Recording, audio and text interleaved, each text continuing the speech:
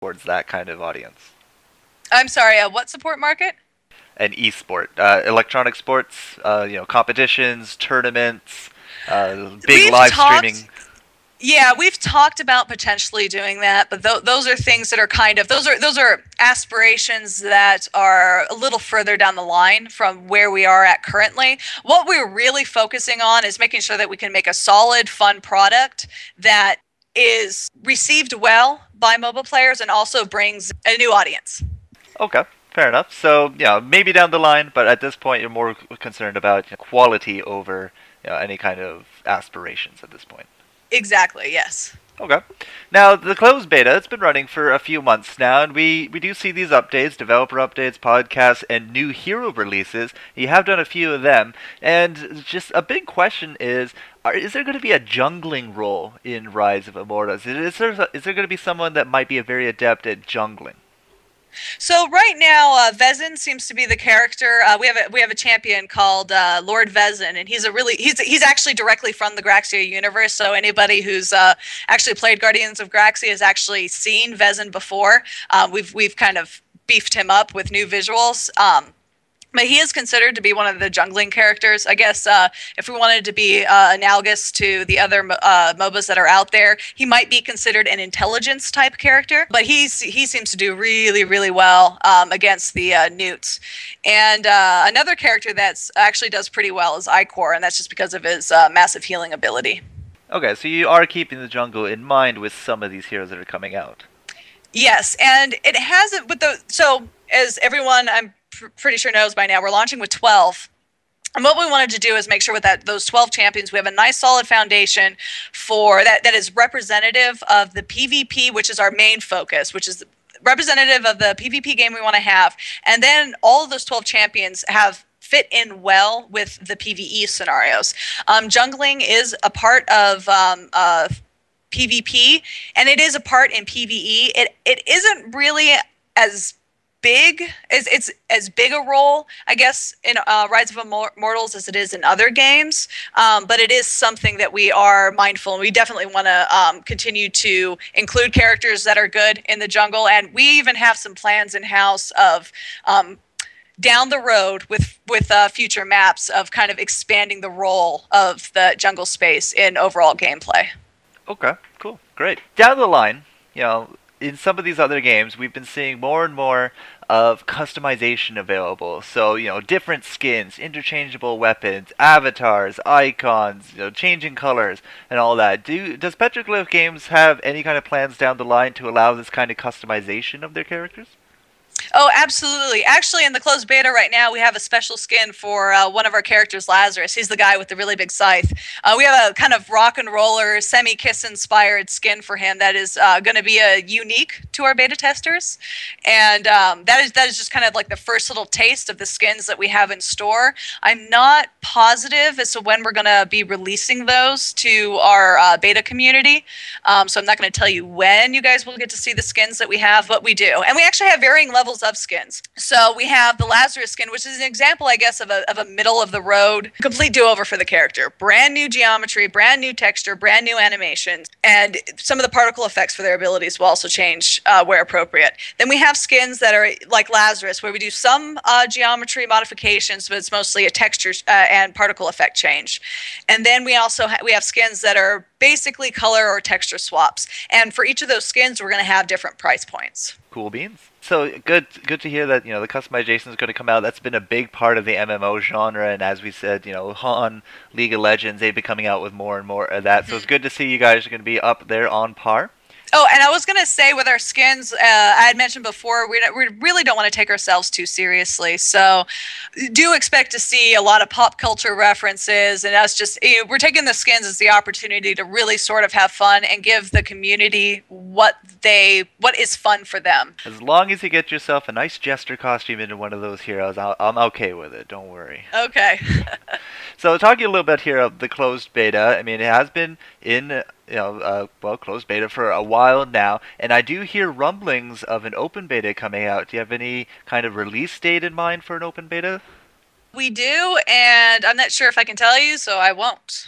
Okay, so soon, question in the TM, like a nice trademark. It's soon, but I wouldn't say it's quite soon trademark territory. It is like really soon on the horizon. We're working, we've been burning the midnight oil, getting everything ready. I promise you, it's not going to be an industry traditional soon. It really is right around the corner. Okay, so if it is just around the corner, that means, the game hopefully will be in a nice release state. Well, probably, sometime soon with that TM after the after the open beta. But do you guys have any big plans to alter the graphics? Like on release, is it going to come with new, like a new palette? Is there any kind of concerns you guys have with the graphics right now, especially immortal animations? So we've actually been working pretty extensively on the animations in house. So we've done a pretty big pass on all of those. I'm pretty sure those actually went out with the patch today. If not, if they didn't go out with this patch, they are going out with the next patch. The environments themselves are kind of a big focus for us right now. We just finished getting all the new particle effects in. I said before, we just completed all of the animations, or past refining the animations. But the maps, so we have everything from the mini maps, trying to stylize those and make those not only very legible but very pleasant to look at, and the map itself. So for our social hub, that's a work in progress. We have our big 5v5 map, which is probably the furthest along visually. It's our closest to final map in the game.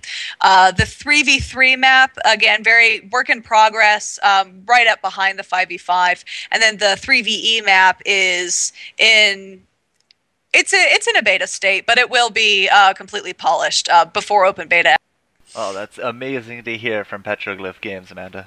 Thanks for your time tonight. It was a pleasure doing this interview. Best of luck on the closed beta, open beta release of Rise of Immortals. I do know that you got the game replay staff here hammering away at that new patch going off. So hopefully everything will go off swimmingly.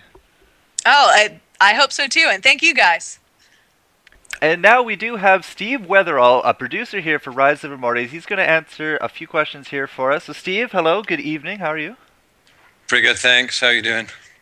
Doing well. Amanda, they're quite talkative about the game. Sounds like you guys got a real winner on your hands. But we do have a few questions here about your cash shop, your microtransactional system. Yeah, okay, shoot. Okay, so we do notice here in the closed beta that we do have Petroglyph coins, and is that related to the cash shop? And how do you go about getting Petroglyph coins? Yeah, so Petroglyph coins are what we're calling our RMT currency. That's real money transfer. So in the closed beta right now, we basically gave everybody a certain amount of basically free Petroglyph coins to play with. So that they could purchase things straight off the bat. So when the game goes live, once we launch the game commercially, so the Petroglyph coins is the currency that you will be able to buy for real dollars. And so if you, when you look in the game UI right now, there's I think it's a plus icon. It says coming soon. So that will lead you to the, typical credit card screen where you can buy various different amounts of Petroglyph coins for corresponding dollar amounts basically, and you can use those to buy immortals and skins and various other items for the game. So there's a second currency which is earned currency. We call that prestige points, and the way that works is basically each time you complete a game, and you can either win or lose. You get more points for winning the game, and basically you're awarded a certain amount of prestige points at the end of a game. They accrue, and you can also use those to purchase various things in the game, including the skins and the champions. So you will be able to use both Petroglyph coins as well as prestige points to as a combination for buying heroes and skins and all that?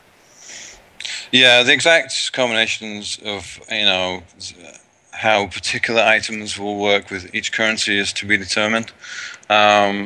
It's possible that we'll reserve skins for Petroglyph coins, but you'll definitely be able to buy the champions with either currency, and that's true for various items that you'll be able to buy in the game. There are two types of items: artifacts and potions and elixirs. and both of those will be available in both currencies.